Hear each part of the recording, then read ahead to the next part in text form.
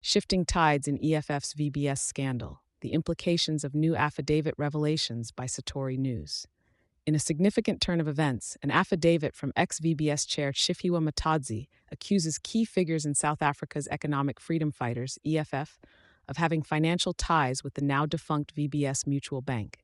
The document, made public last Thursday by investigative journalist Pauli pulls EFF's leader Julius Malema and Deputy Floyd Shivambu further into the vortex of a financial scandal that has rocked the political landscape. According to Matadzi, a meeting with EFF leaders led to an agreement for a financial transaction to the party, structured as an immediate donation of R5 million and continued monthly installments of R1 million.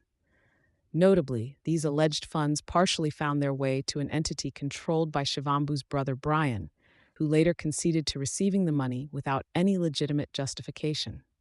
Upon the release of this testimony, Dali Mpofu, EFF's former national chairperson, was thrust into the unenviable task of defending the leadership against these claims.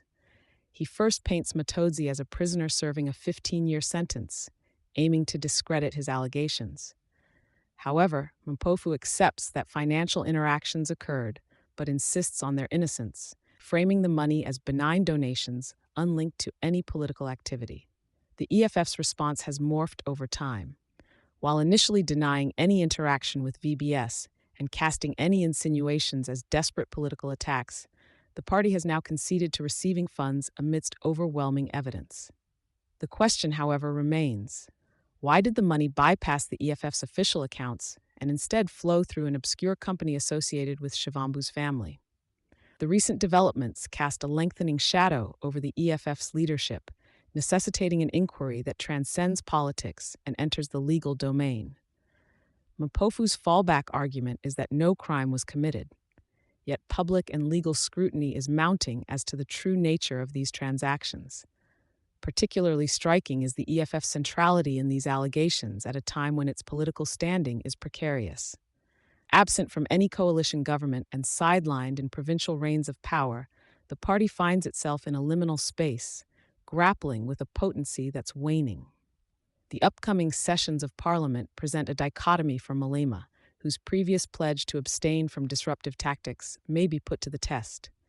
The EFF might pivot to other issues, like President Ramaphosa's Fala Fala affair, but this serves as a distraction rather than absolution for their current woes. With Matodzi's statements now sworn under oath, the National Prosecuting Authority, NPA, finds itself under pressure to take action.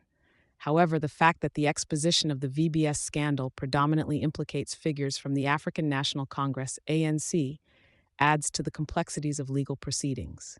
The prosecution must navigate a maze of vested interests and testimonies from those already convicted. In sum, the affidavit by Matodzi has provoked a watershed moment, forcing a recalibration of narratives around the VBS scandal and the EFF's involvement.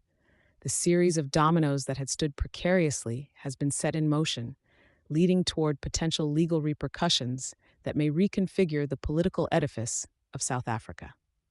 Thank you for choosing Satori News.